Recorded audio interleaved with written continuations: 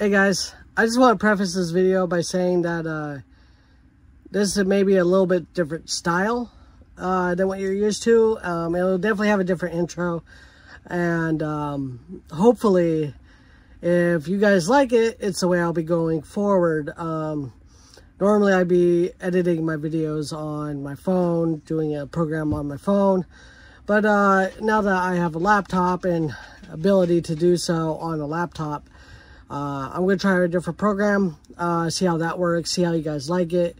And if you guys do, I'll be doing that from now on. So here's the following video. It's a little longer than what I usually do, but hey, it's for you guys. So I hope you guys enjoy it. And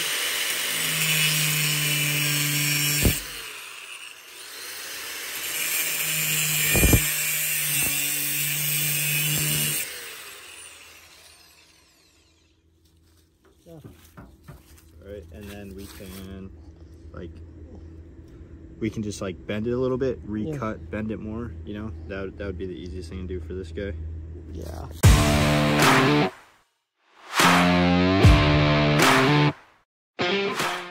Hey guys, CBRC here.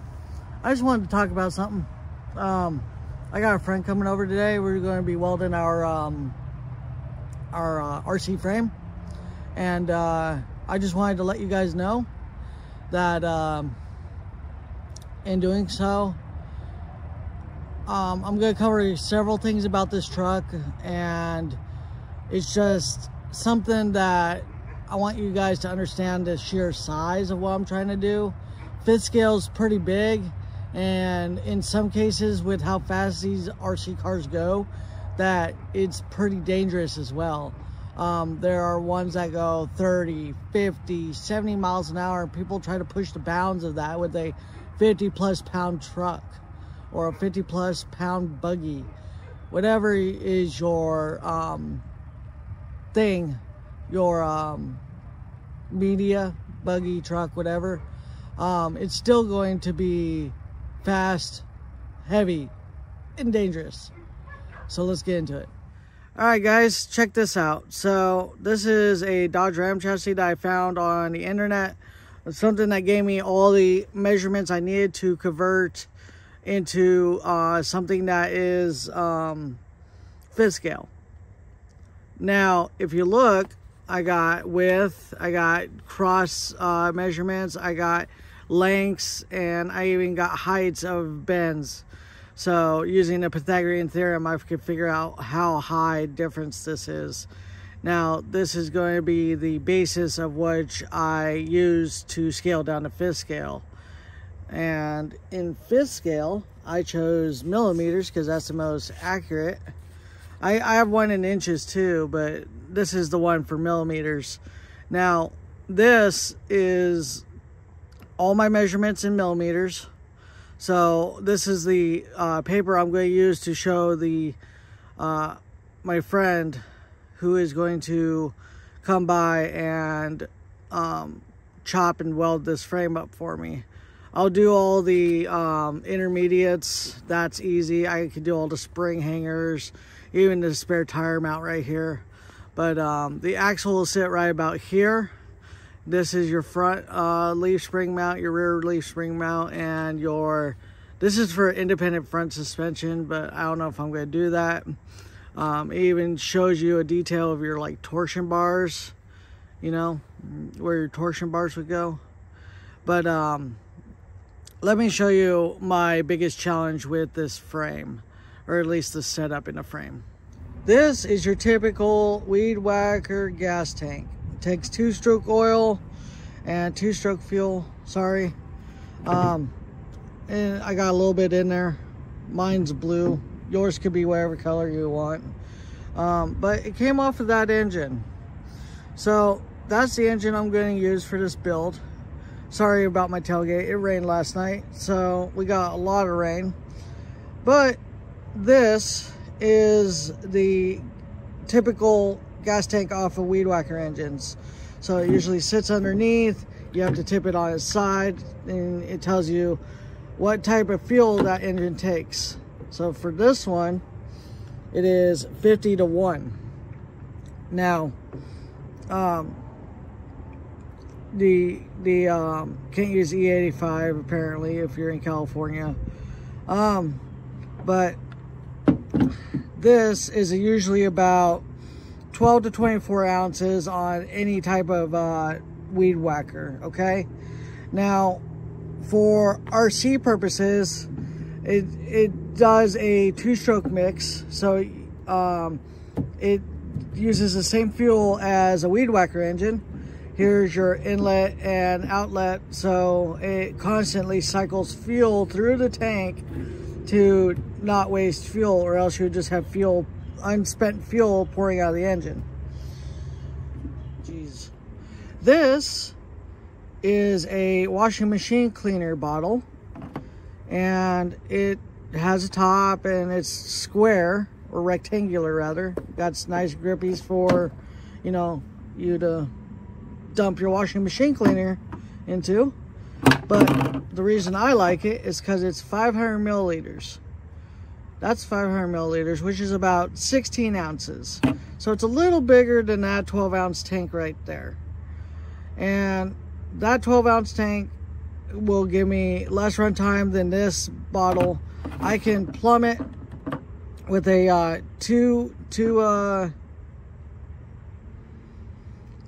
I can plumb it with a 2-line grommet. Use the same 2 lines there, use a new kit, and just plumb it in, and boom, I have a fuel tank. Now, the reason I can do this is because that tank right there, that tank is made out of a material called HDPE, which has a acronym, and I'm not a scientist, so I don't care. So HDPE is what gas tanks are made out of. That's the plastic that they use to contain fuel and POLs. So just basically different types of diesel, oil, yeah. But this, if you look on the bottom, I don't know if he'll show up on camera. Ooh, focus, focus. Let me see if I can focus. But right there, where you see where most people would think that's a recycling mark, it's a little triangle. Oh my gosh. It says HDPE. Let me get a Sharpie and see if I can make that a little bit better shown, because it's not showing up very well for the camera. Let me be right back. All right, guys. So now you can see that. It says HDPE. I know that looks like a B, but I messed up on the Sharpie, but it has a little triangle and it says HDPE. So it's the same plastic as that. You can look it up on the internet if you don't believe me. But it will take 2-stroke fuel, it'll take gasoline, it'll take oil, so it's good to go. It even has a bunch of warning labels all over it. Oh look, it's HDPE right there on the label, on the bottle. The cap is not HDPE, so I will have to find something for that. But yeah. Now, with those two, I get about 4 more ounces. Guess what else is made of the same plastic? This is a hydrogen peroxide bottle, or, you know, an alcohol bottle. Same stuff. But if you look, this is the 946 milliliters. So almost 1,000 milliliters. This is about twice as much as this, and it's a whole lot more than the weed whacker engine. Now, if you look, it's also HDPE. Now, that's a whole lot better, easier to see, because it's a solid bottle, and the cap's made of the same stuff. But same premise. I can take it, drill a hole, plumb 2 lines into it, and boom, I have a fuel tank. So I'm gonna probably use this over that. Depends on how my frame goes. If I can only fit that, I will have to use that. But I'm sure as heck not using that. The reason being is I don't want to have to fill that the same way that you would traditionally do with that cap, because the way I'm going to do it is I'm going to actually plumb 3 lines into these tanks, and that 3rd line is going to be my fill line. So that's going to come out, and then they make a airplane grommet that you can refuel the engine for an airplane without having to take off anything, and that's what I'm going to use this for. So I'll be able to fill it without having to touch it. I'll be able to leave it in place, leave it plumbed up to the engine, and it'll give me that realism I'm looking for a fuel tank. And plus, it being 1,000 milliliters, that's pretty much a quart. Most big box stores sell pre-mixed fuel in the can, and I'll try to see if I can snag a picture of it. But most big box stores sell that stuff in a can, and in doing so, you could just put it right into there. But usually they sell them in quarts, so they do sell them in a gallon. To have a gallon of fuel for a 5th scale is just monstrous, because that's 4 quarts. But it's only powering this little tiny 1-cylinder engine, so I'm not that worried. I'm really bummed that it rained last night and my engine got wet. So luckily I have everything still plumbed up, so it was protected from the elements. But hey, yeah, so I'm gonna use that fuel tank, and we're going to lay everything out, because I got the engine there, I got the fuel tank here. So let me do a before and after shot, and we'll see how this all works. So let me show. All right, so this is kind of how it's gonna look.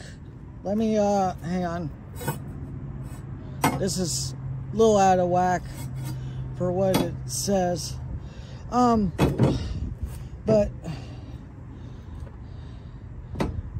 so you'll have the front of the engine. I'm going to have some kind of I want to try a closed loop system, like a radiator system or a fan system, to keep this guy cool now that he'll be enclosed, because he's usually just enclosed in plastic, and that plastic has 100 vent holes, but this guy's going to be completely enclosed. This is the piece of metal I'll be using for the RC car. There's the fuel tank, there's the rear tire, and it goes on. So I want to show you this. Let me grab this. Now, if you can see this, I have scribe marks. There's 1. There's 2. Nope. Here's another one. There's another one. There's another one. And there's another one. There's 2 right there. And then boom. So this is every single scribe mark that you see on the that paper. Every time there's a bend. So that's gonna get chopped and bent. That's gonna get chopped and bent. That's gonna get chopped and bent. That's gonna get chopped and bent. And then these 2 are the end of my chassis. So tire, gas tank, engine, and front tire. So that's the before shot. Let me show you the after shot, and we'll get some video of him chopping and welding this. So stay tuned.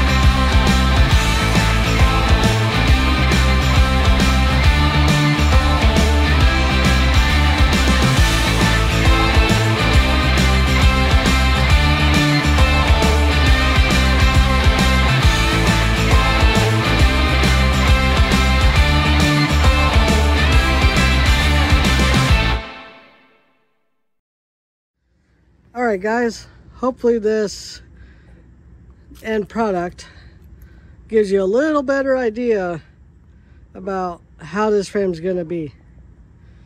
All the pictures tell you one way, me showing you is another way just by laying it out.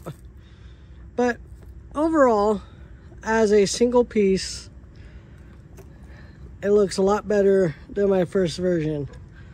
So once I cut it down the middle, we'll start putting cross sections into it, put bracing on it, and make it a real frame.